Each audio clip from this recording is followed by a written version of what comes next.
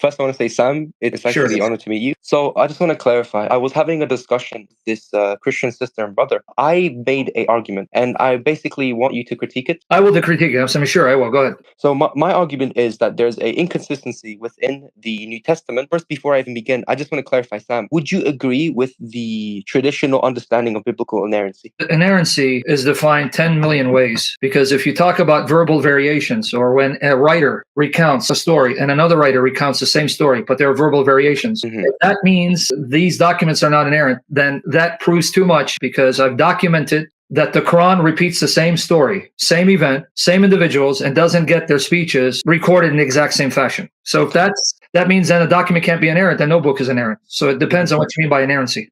So my definition of inerrancy, and I think this would be, let's say, St. Augustine's definition of inerrancy, St. Justin Martyr's, and St. Ernest. Well, we'll see if it is. What is your definition? So my definition would be that a narration or a narrative, let's say in one of the Gospels or two of the Gospels, should not have a P and not P scenario. It's not simply as P is not P, because if you have a gospel writer mentioning, let's say, a demoniac, but then you have another one saying two demoniacs, that's not a contradiction. To mention one does not negate that there's more than one, unless the text says only one. So I agree. So what's the question, though? There's a contradiction in the Gospel of Mark and in the Gospel of Luke regarding if one should take the staff and do not take the staff.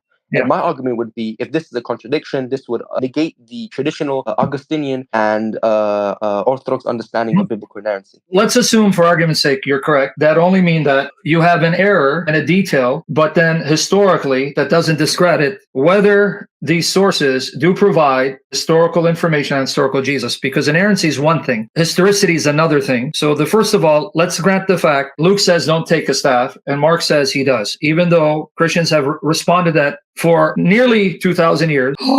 And Jesus commissioned the 12 disciples. Were they or were they not to take staff? This guy caught me, he slammed me. All right, now, the answer is simple. If you look at particular Greek words used by different authors, they're not communicating the same point. We look at the Greek terminology, it means do not take an extra staff. And I have the post addressing these alleged discrepancies. But if someone has already come with the attitude that the Gospels are contradictory, not harmonious, no amount of harmonization will work. Just like when I bring out contradictions in the Quran, when someone tries to harmonize them, I push back. Let's assume that's true. How does that negate the historicity of Mark and Luke? But beyond that, I'm not dealing with a Bart Ehrman. You're not a Bart Ehrman, right? Well, I would say I do sometimes take a lot from Mr. Bart Ehrman, but I think on a historical basis, Jesus was absolutely crucified. If Jesus was alive today, he'd be surprised to hear that he's being called a Muslim. And so I think he did use the term father as well. It's used to express his kind of close relationship with God as the Son of God. Yeah, we know, but you don't deny God exists and he gives revelation.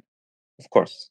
Because Bart Ehrman is doing, I don't know what's it called, a webinar with Javid. They're doing a series on the Bible and the Quran, and they're both coming from a liberal perspective, where the Muslim, who's actually trained in these Western colleges, where he's going to show you that the Quran has historical problems, it has contradictions, yet he claims to be a Muslim. Bart Ehrman, Javid Hashmi, comparing the historical problems in the Quran and the Bible. He's not an atheist, agnostic like Bart Ehrman. Bart Ehrman says that he's an atheist agnostic. As a Muslim, he says, your Quran has legends, contradictions, and errors. Here, what I'm trying to get at is no amount of harmonization will satisfy the unsatisfied, because you're going to find reasons to reject the harmonization. And therefore, no matter what answer I give, you're going to push back. Coming back to the main issue, even though Bart Ehrman thinks that the Gospels are anonymous, they're not completely historically reliable, he wouldn't deny Mark, Matthew, and Luke will give us the historical details to reconstruct the historical Jesus. So he'll apply the historical method to determine what the historical Jesus said and did. He believes that John is more theological and mythical. So that's why he'll go to Mark,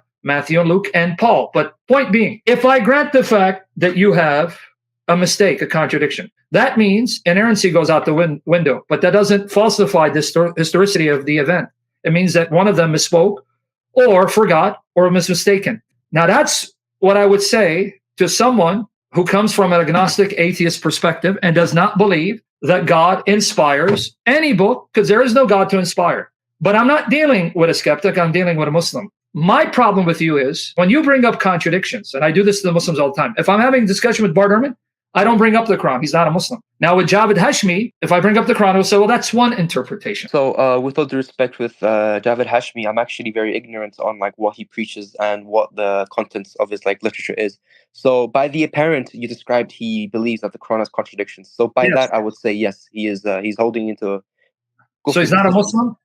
I would say by the apparent on like the way he described it, yes, he wouldn't be Muslim if he did hold that the Quran is No, contradictory. he does hold it. It's right here. So to cut to the chase, for a Muslim to bring up Bible contradictions to me, it is laughable because one of my arguments that Quran is false is that the Quran confirms the scriptures as they exist today, because the Quran confirms the scriptures that the Christians had at the time of Muhammad and has Jesus confirming the Old Testament that was in circulation at this time. So if these books have contradictions, either that the Quran cannot be from God or Allah is inspiring Jesus and Muhammad to confirm books full of errors. That's your dilemma. So you don't agree with Muhammad? Yeah. So do you want me to answer that question directly, or can I Yeah, just because answer you it? can, but you're going to have to answer from the Quran because I got the verses for you. But go ahead. Yeah. So I would answer like every point you made. So I just want to clarify. I want to apologize. I didn't make my intentions very clear. I would like to say that the reason why I'm actually here discussing this is because my whole point of coming up here is just to discuss that biblical inerrancy But you cannot can't be the escape. case. No, I know that's a cop-out. I know what you Muslims like to do. No, you can't run away because you're a Muslim. If you tell me now, okay, I renounce Muhammad, I don't believe in Allah, I'm an atheist, then we'll go about then asking a different question. Why do you assume that inerrancy is a necessary criterion for historical veracity? But you're not an atheist. This is why Muslims like to do the Bible contradictions and avoid the fact that if the Bible has contradictions, Muhammad is a false prophet. But I don't let you get away with that. So why do you disagree with what your prophet said about my Bible? Yeah. But before I get to that, I just want to clarify a few things that you made, right? Or like a few things that you claimed. So I believe that this argument actually attacks the historicity of Christianity. I'll give you a reason why.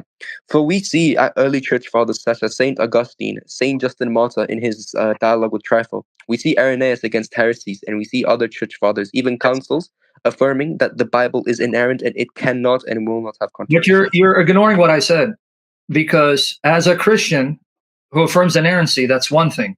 But someone who pushes back against inerrancy, we don't waste our time because you're not here to learn why these so-called contradictions be harmonized. So now you as a Muslim, your prophet said my Bible's uncorrupt. Is he a liar or he's an ignoramus? Which is it? Don't run from my argument.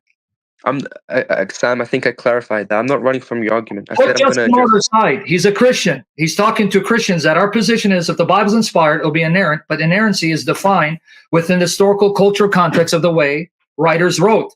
You're a Muslim. I'm saying if there are contradictions and you say Justin Martyr is wrong, then Muhammad is wrong because Muhammad said the Bible's uncorrupt. What are you not getting? Okay, just to clarify, anytime you're speaking, I'm going to mute myself because I don't want to be rude and Yeah, but interrupt. what are you not getting? Okay, Justin Martyr, Bible's inerrant. Muhammad taught the same thing. So if Justin Martyr is wrong because you have errors that you're not satisfied with their harmonization, Muhammad is wrong. Yeah, so I just want to clarify, Sam, what you're doing is a two-quoque fallacy. No. If you're saying, okay. Buddy, I'm going to get you out of here because you don't know what a two-quoque fallacy is. Let me tell you what a two-quoque fallacy is because you think you know logic. You're 18, calm down. Two-quoque is when I say, oh yeah, the Bible's errors, so does the Quran. I didn't commit a two-quoque fallacy. I said, your prophet said, the Bible as I have it is the uncorrupt revelations of God. Why are you not answering that question and asking? So Sam, with all due respect, right? Look, I think I'm being charitable here and like. No, you're not being charitable. You're not answering the question. I'm going to give you another chance. Answer the question. So Sam, I would like to fully respond to each point you made. I don't think jumping to like. My friend, you got 10 seconds because you're wasting my time. Okay, so what you did is a two-quoque because if you're saying, hey, your prophet does the same thing. Should you get out of here? Bite the bullet. No. Okay, bye. Okay, you're next, buddy. Are you ready? Yeah. Can you hear me? Yeah. Are you now ready? Because your friend your question. Can you answer the question or no? I don't know who the guy is, actually. Okay, so, but aren't you part of the group that wanted to talk about the Bible? No, I joined, obviously, as like a new How did you join, man? You only people who are from that server were given the link. Why are you here? Yeah, someone gave me the link to join. They said that and why you pretend you have an accent? I don't have an accent. I'm speaking, but I am sick, though. I do have a flu. No, you're speaking like Eminem. What's your nationality, mister? Is that like I'm Kenyan? I speak. Oh, Kenyan? Okay, because you sound like an accent, and I don't know if you're just pretending to be something you're not. Okay, so you're a Muslim.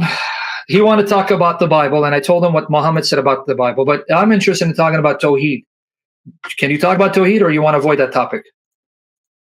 So like Tawheed, like if obviously like we're having like a discussion on Tawheed, then yeah, I would love to like have a discussion regarding Tawheed or no? our like core doctrines. Yeah. So like, would you agree with like if I said that the Trinity is illogical and impossible, then it doesn't exist? No. Would you agree that your Islam doesn't teach Tawheed? It's paganism. In what sense? Hold on, Riyad. You see, you Muslims, I gotta say, you guys are a bunch of cowards. I talked about Tawheed like a coward, like Aisha. You ran to the Trinity. What does the Trinity got to do with Tawheed? I said I want to talk about your Tawheed while you're a pagan. No, I mentioned. Okay. Can you defend Tawheed? Yeah, I can defend it like my like. Well, why are you pagans pretending to be monotheists? Okay, can I give you the proof? Can you give me like an argument for why? Can I give you the proof? Yeah, give us like an argument for why we're polytheistic. Why did your prophet smooch a black stone and touch it and say that on the day of resurrection, the black stone will be given eyes and a tongue to intercede for you if you smother it, and that the black stone wipes away your sins? When you teach the two corners, which includes the black stone, why is this black stone saving you, interceding for you, if you believe in Ahad, Wahid, Tawheed? Yeah, so like, what would be Tawheed? It would just be like it's going to be like a unification of God. Well, Tawheed, right? So whatever Tawheed is, answer the question of the black stone. Calm down, breathe. Tell the genie, leave you alone. I'm going to get you out of here. Yeah. Tell the genie, leave you alone. Listen to my argument.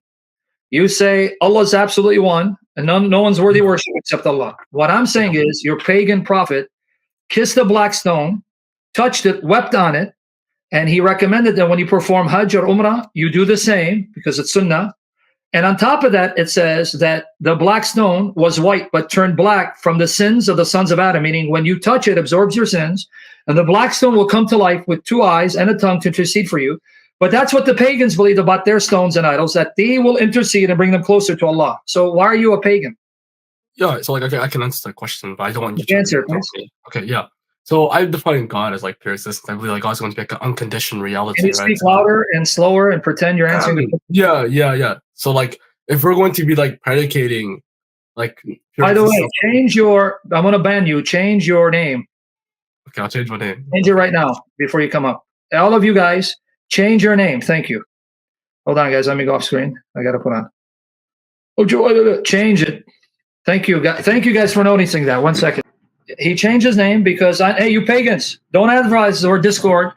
You disrespect my channel. I'm gonna have my cat disrespect your Quran.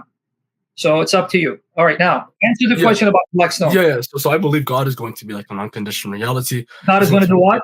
Absolutely simple. God is going to do what? God is an unconditional reality. Yeah. So if I didn't ask you that question. The black stone.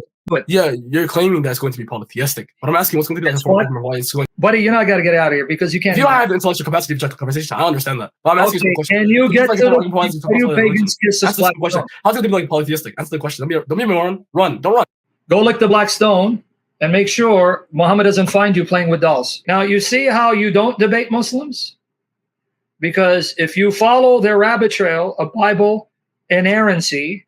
If you follow their rabbit trail of Bible inerrancy, you get nowhere. So you nail them. So you just say, wait, so if the Bible has errors and your prophet isn't ignoramus, he's stupid, he's illiterate, because he said the Bible is uncorrupt.